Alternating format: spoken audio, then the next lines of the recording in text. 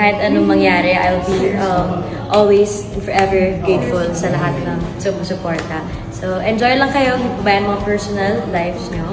And let's celebrate soon kapag medyo maluwag na yung schedule. Medyo busy lang ngayon. But, see you! Hello guys, Alvin Richards here. Celebrate the holiday season with Robinsons Supermarket's Christmas Village happening from November 3 to 9 sa Robinsons Magnolia po yan. Catch me live on November 7 sa Upper Main Atrium for the main event. Masaya to, may music, fun, activities at syempre perfect na bonding time with your family and friends. At habang busy tayo sa holiday preps, naku po, wag na wag nating kakalimutan ang ating mga labada. Ako syempre, ang gamit ko, Tide Expert Clean. Pagkakatiwalaan sa linis, kaya kahit hectic, kampante ako na malinis ang damit ko. At ito pa, 10 lucky shoppers na bibili ng Tide products will get an exclusive meet and greet with me of course. So, shop now and don't miss this exciting event. Excited na akong makasama kayo guys. Kita-kits tayo sa Robinsons Christmas Village. Hello Ka-Afghan fans! So napakinggan ninyo mga kasembreros ha, sina Ma'am Catherine at saka si Sir Alden mga kasembreros. So si Ma'am Catherine ay parang sasabi ito na grabing grateful siya no, sa suporta na tatanggap niya sa mga fans mga kasembreros. So forever grateful daw siya, always no, grateful mga kasembreros sa mga sumusuporta and parang sasabi nito na let's celebrate soon kapag medyo maluwag lang yung schedule. Tapos sabi niya ay medyo ngayon ay busy pa ang schedule mga kasembreros. Tapos dito ay naka green cap siya, naka white na t-shirt, tapos naka may nakasulat na wellness mga kasembreros. Tapos parang papasok na siya sa elevator no, tapos naispatan siya ng mga fans niya kung kaya nakapagpa-video pa or nakapagpa-greeting pa no si Ma'am Catherine mga kasembreros na message. But correct me if I'm wrong, ito yata yung time na nagpa-bazaar siya mga kasembreros no, yung nagbenta siya ng kanyang mga items kasi pinost ito ng mga admins kagabi. Pero ito yata yung time, if I'm not mistaken, correct me if I'm wrong, ito yata yung time na nagbenta siya ng kanyang mga yung minsan lang nagamit na mga items na mga damit na mga basta lahat ng gamit na meron siya mga kasembreros na parang hindi na niya magagamit no. Pero bago siya no, parang bagong post mga kasembreros. Yung outfit kasi niya na ito ay parang hawig doon sa yun nga nagpa-bazaar siya sa rin yan parang sa Bench Tower noong December yata yun mga kasembreros. Parang yun siya no, tapos yung isa pa na outfit niya doon ay naka-red siya na jacket, tapos naka-cap din mga kasembreros na pero black siya. But correct me if I'm wrong mga kasembreros. Tapos itong si Sir Alden naman ay nag-invite siya no dito nga sa Robinson Christmas Village no, sa Robinson Supermarket mga kasembreros. So dito parang ano pala siya, November 3 hanggang 9. Tapos pupunta siya doon November 7 mga kasembreros. So 2 days from now. Grabe, naisip ko kasi di ba November 7 ito, tapos November 8 naman yung kanyang concert no with Ma'am Jonalyn Viray. So sa kay Ma'am Jonalyn Viray ay isa lang, magi-guest lang naman siya doon mga kasembreros. Although hindi naman siya yung main performer, ay siguro ganun na lang gagawin ni Sir Alden no, kasi November 7 grabing schedule ni Sir Alden, sobrang busy mga kasembreros. Magayon mga kasembreros sa Upper Main Atrium para sa main event mga kasembreros. So may music, activities at perfect bonding daw no sa family and friends mga kasembreros. So parang iniinganyo niya dito ang mga ang mga tao. So tapos kasama na rin dito yung kanyang pagpo-promote ng kanyang brand na Tide mga kasembreros. Naka white no si Phenomenal Box Office Cinema King mga kasembreros. So may 10 shop parang bibigyan no premyo mga kasembreros kapag pumunta doon mga kasembreros sa Robinson's Christmas Village, no? Kung kaya naka-white, no? Si Sir Alden mga kasembreros. So twinning na naman sila ni Phenomenal Box Office Cinema Queen mga kasembreros, na kung saan ay naka-white din si Ma'am Catherine. So may isang post pa si Ma'am Catherine, pero sa isang vlog ko po iyon isasama mga kasembreros. And then ito na nga, no, kagabi si Ma'am Julia Montes ay sinurprise ni Tisoy mga kasembreros, no, kasi nagkaroon ng parang business opening si Ma'am Julia Montes kagabi, si bro at saka si pare ni Sir Alden, si Julia Montes mga kasembreros. Tapos yun nga, no, parang Swiss Prolin Night yun nangyari kagabi mga kasembreros. Parang ano siya, gamis, no, ito yung binibenta sa business na ito, or ibibenta ni Ma'am Julia Montes mga kasembreros. Ang parang business partner ni Ma'am Julia Montes dito ay si Miss Pinky Tobiano. Sabi dito ng mga kasembreros. So sabi ng isang nag-post dito si Arniel Cerato, sabi niya, ang sayang makitang nagsusuportahan ang magkaibigang Alden Richards at Julia Montes. Si Julia ang tagal na nung huling interview ko sa kanya, 2017 pa ata, hahaha. Si Alden naman nitong ilang taon na. Proud naman si Julia sa bago niyang business partner or business Swiss Prolin Night Gummies, kasama ang business partner at chemist na si Miss Pinky Tobiano. Cute ni Alden Richards sa kanyang mga sagot. So kasi ano ang tawag dito, ang kwento para dito, si Ma'am Julia Montes parang tinext niya or in-inform niya si Sir Alden, ganyan. Tapos ang sabi ng Sir Alden sa kanya, i-check niya yung schedule niya. Pero not knowing na planado na pala ni Sir Alden na pumunta talaga. Kaya grabing gulat ni Ma'am Julia nung makita niya na dumating si Sir Alden mga kasembreros. Sobrang palit lang, no? Tapos ano talaga dito, medyo ano lang, no? Medyo nakakaano sa ibang fans na bakit pag si Ma'am Julia, sila Ma'am Barbie, ibang friends niya ay pumupunta talaga si Sir Alden mga kasembreros, no? Tapos kay Ma'am Catherine ay wala. So intindihin na lang natin na kapag dumating si Sir Alden sa mga business opening or sa mga ganap ni Ma'am Catherine ay dito baka may issuehan na naman. So ayaw na lang nila na, alam mo, low-key lang sila mga kasembreros, darating at darating ang panahon talaga na ganun. So kung nagkatampuhan man sila, pero alam ko hindi kasi nung interview nga niya sa Edis, di ba, sabi niya, tinanong siya ng press doon kung willing ba siyang makipagtrabaho ulit kay Ma'am Catherine and so on. So sabi niya, pag may opportunity ay willing naman si Tisoy mga kasembreros na makatrabaho ulit si attorney. So kung kaya ay team panatag lang tayo, talagang iniiwasan lang nila yung mga issue mga kasembreros para yun nga, alam mo naman Sir Alden, ayaw na ang dami na ng mga speculations, ganyan. So let's see na lang, no, sa future mga kasembreros. So hayaan na natin yung mga bashers na so talagang hindi lang nila maintindihan mga kasembreros. And then ito, so nag-post ang isang admin kagabi, nag-congratulate siya, no, sa nanalo ulit. Okay, so favorite Asian movies, ang Hello Love Again mga kasembreros, no, nanalo siya. Pero ito ay parang ano siya, Content Asia Awards 2025, Hello Love Again Bags Movie of the Year at Alta Media Icon Awards. So na-vlog ko na rin ito na nakarang araw, pero nag-post ang isang admin, no, kung kaya dito sinasama ko ngayon mga kasembreros.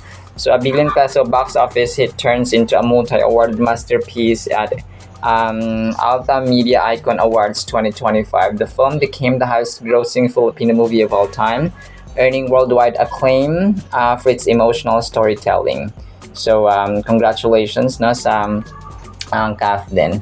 Pero alam ko na ano ko na rin to na sa nakaraan, pero bagong post kasi ito ng isang admin mga kasembreros. So ayun po. And then ito, may post dito ang isang vlogger, no, na si Luke Andrew Vlog. Kathleen Fever's official unstoppable Catherine Bernardo and Alden Richards swept at the awards night with a stunning 13 trophies. So ibang pangalan siya, pero hindi ko alam kung kinapi-paste nilang yung yung trending Pinoy na vinlog din natin kahapon. Na yun nga, nanalo daw ng 13 awards or trophies ang cast din, tapos umattend ng ceremony or awards night, which is hindi totoo, no?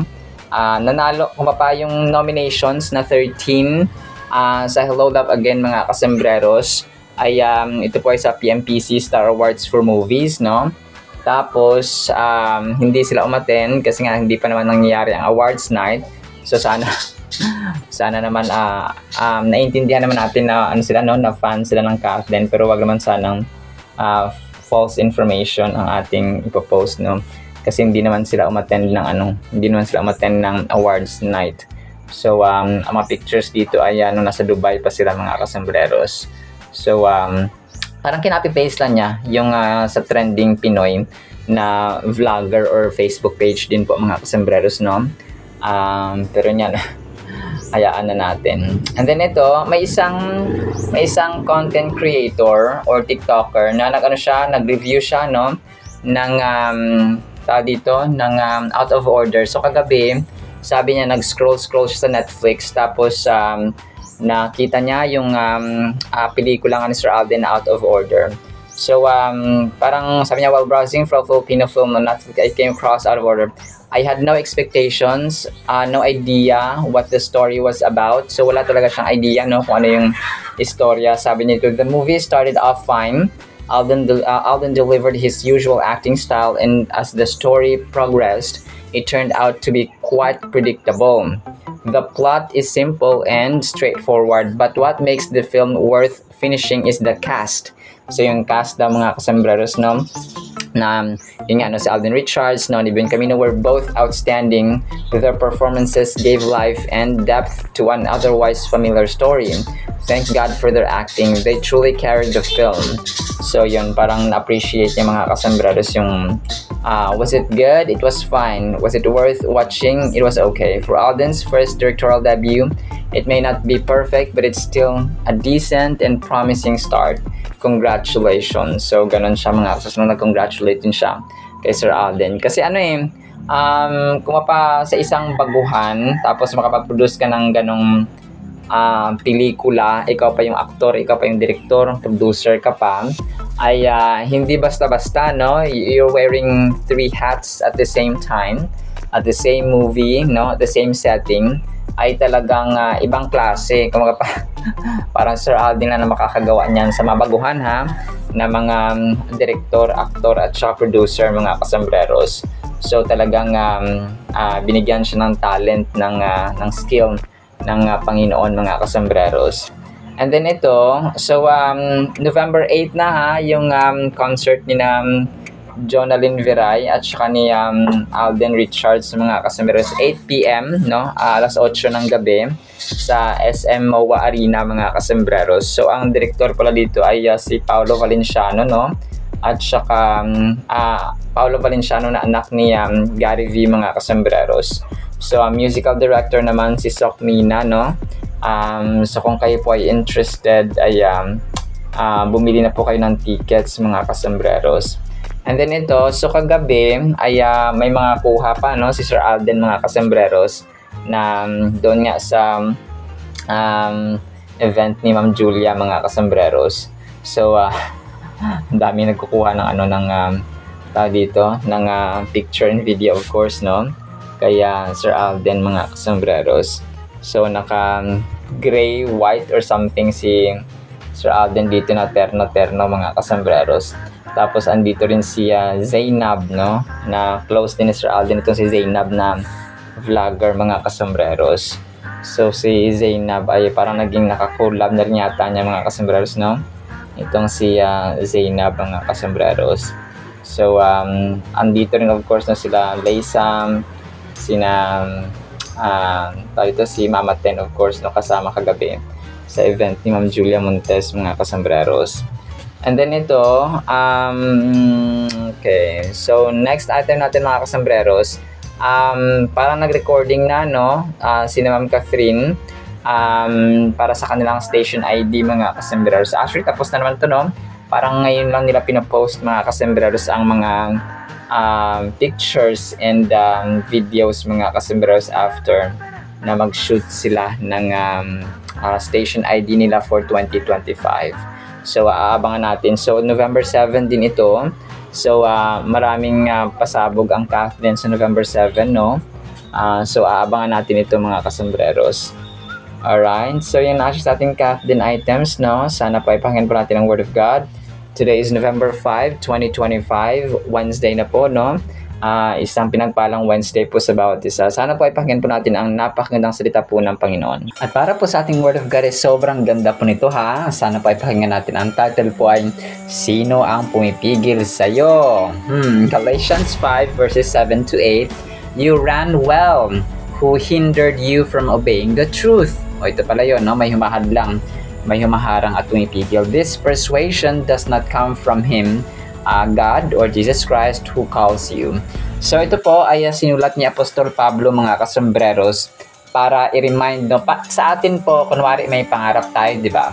May gagawin tayo sa araw na to, or may plano tayo sa gantong araw, tapos pinigilan ka kunwari ng nanay mo, pinigilan ka ng tao sa paligid mo mga kasembreros or kung sino man dyan, kapatid mo for example, asawa mo for example, tapos yung nakaset na lahat-lahat, parang andun na yung andun na yung moment, andun na yung parang paalis ka na pero pinigilan ka bigla.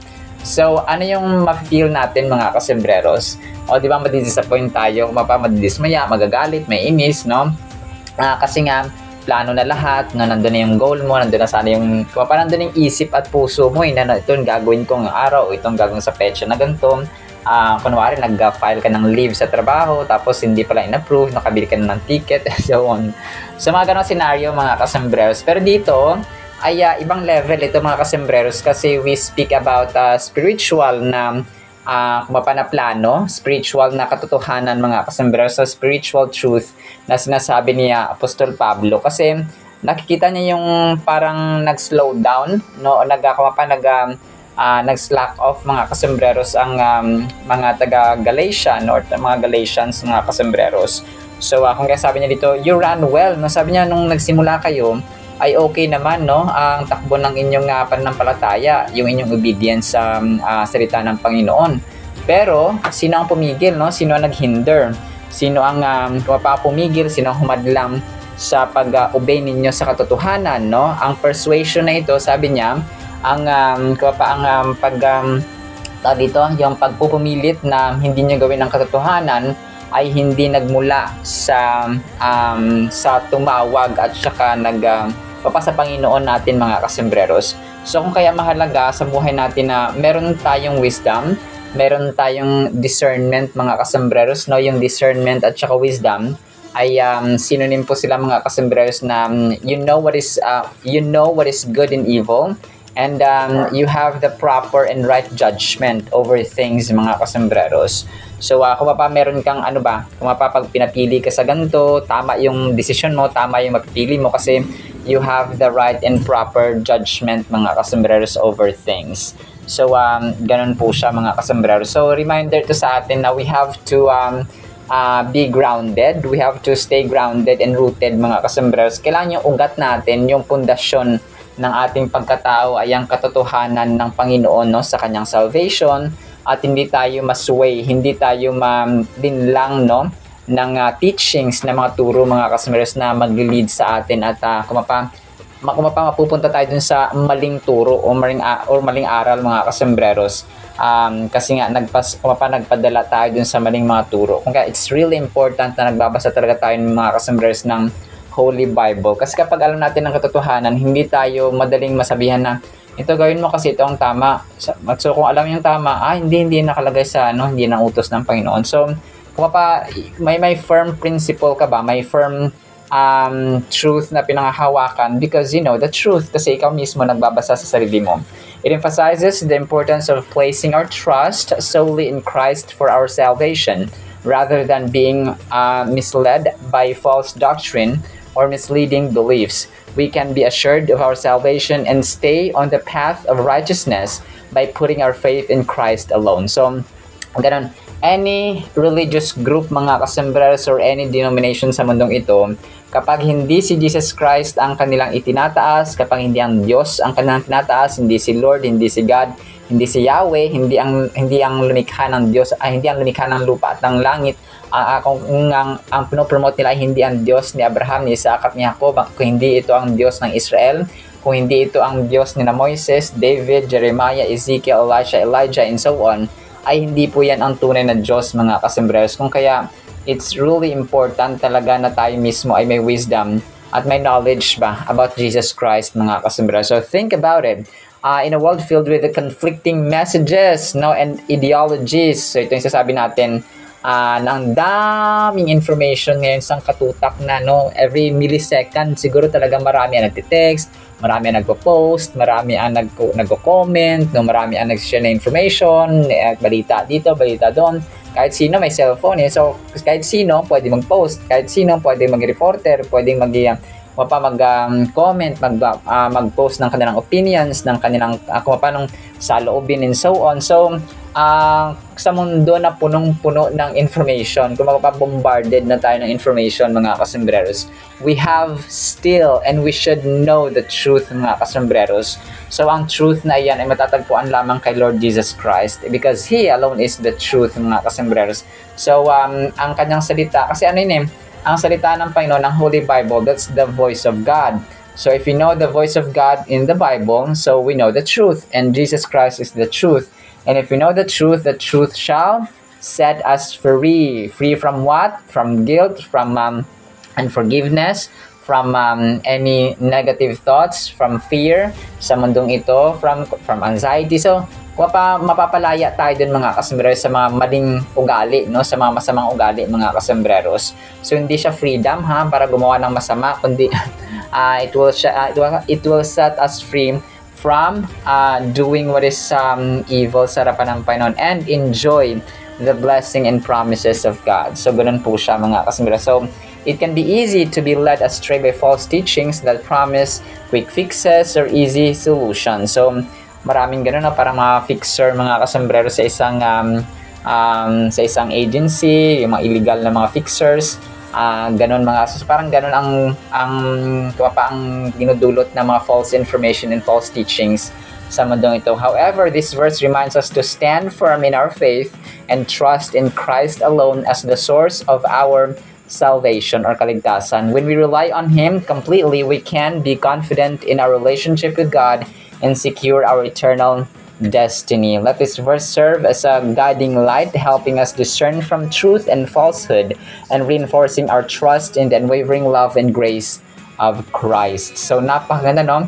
Ang verse talaga ito mga kasembreros ay sobrang helpful, no? Sa mundo ngayon, mga bata pwedeng lead into false information, false teachings, na yung pinaka laganap talaga ngayon sa mga kabataan din, no, na kapag wala kang jowa, for example, elementary, high school, talaga nakita ko minsan hindi naman sa pagda-downgrade, no, yung ibang mga guro na na parang nag-insinuate sila ba ng hugot-hugot doon sa, although nakakatawa siya may nakita ako mga teachers kasi, no, we love our teachers. Pero may nakita akong parang ang ginagawa nilang katatawanan, tapos parang humuhugot yung mga bata na siguro mga grade 6 or grade 7, grade 8, no?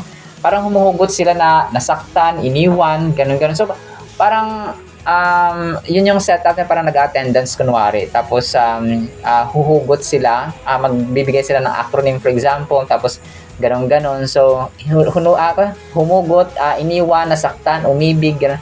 So parang na-insinuate at saka na-i-inject tuloy sa mga bata na kahit ganong edad pwede sila magjowa, pwede sila mag relasyon, no, parang ganon ba. So pero in general naman, we love our teachers of course, no, pero yung mga minsan may mga turo kasi na na-inject sa mind ng mga tao, especially kapag marami ka ng followers, na ganito pala, no, pwede palang magjowa ang grade 7, ang first year high school, ang grade 6, ang grade 8, second year high school. So parang ganun ba, no? Parang hindi ka in sa grupo ng generation na ganung mga edad, mga sobrang bata na parang mga totoy at saka mga nene pa na po pwede palang magjowa-jowa na mga kasombrero. So, na-inject lang kasi parang insinuation, yung mga jokes, yung half-meant kasi na yung biro, talagang half-meant yon. So, although biro siya, pero nalalagay sa yung spirit ng ganun mga kasombrero ay parang nagiging laganap, no? Because, ginagawa naman pala ng ganito, so lahat parang ganito, so dapat may jowa na. Tapos pag nasaktan, magkakaroon ng mental health issues. No? So, parang ganun ba? So, sana hoping na someday, somehow, ay magkaroon ng pagbabago yung mindset na kapag nasa tamang edad ba, kasi nakakapag-antay naman talaga mga kasmirers ang pagjojowa, and come to think na ang puso ay talagang deceitful yan, no? Manlilin lang ang puso mga kasmirers, no? That's according kay Prophet Jeremiah verse 17. Manlilin lang ang puso, no? Deceitful, kung kaya marami ang na-heartbroken, nadidepress, no? So, doon nagsisimula mga kasembreros. So, dala pa ng kahirapan, no? Dala pa ng mga pressure sa trabaho, sa eskwelahan, sa bahay, no? Sa magulang, and so on.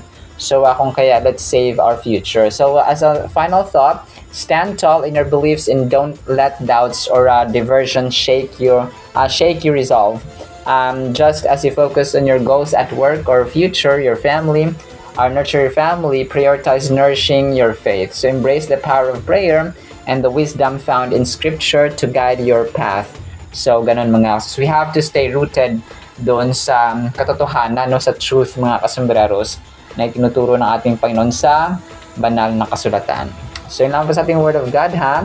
Nawa po ipagpalain po tayo ng pag-ibig, pananampalataya, pag-asa, wisdom, no, discernment mga kasembreros na nagmumula sa ating Diyos na makapangyarihan sa lahat. In the mighty name of Jesus we pray. Amen and amen. See you sa next segment mga kasembreros, and paalam po. I love you all.